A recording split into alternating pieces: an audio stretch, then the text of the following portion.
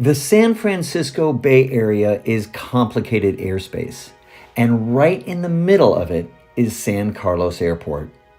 San Carlos Airport is surrounded by terrain, San Francisco International Class Bravo, Metro Oakland Class Charlie, and more terrain.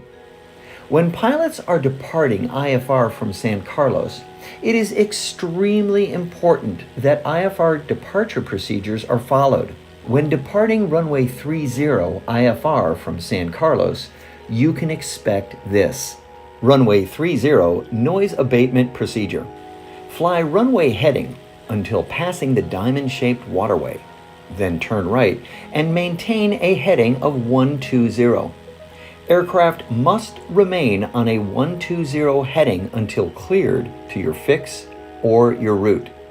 Aircraft must maintain VFR at or below 1,100 until passing the Oakland 165 radial before climbing to 2,100.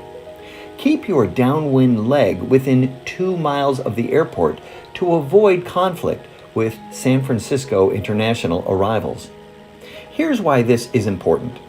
Aircraft are passing the Oakland 165 radial and then turning without ATC clearance. Aircraft are also climbing to 2,100 feet before passing the Oakland 165 radial, which is putting them in conflict with San Francisco international arrivals. It is imperative that a 120 heading be maintained until otherwise instructed by ATC.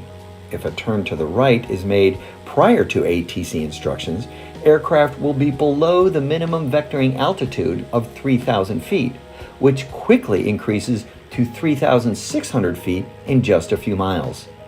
When departing IFR from runway 30 at San Carlos, ensure you stay well above the MVA. Follow the runway 30 IFR noise abatement procedure exactly. Doing this will ensure your safety and keep the entire San Francisco Bay airspace safe and efficient for all aircraft.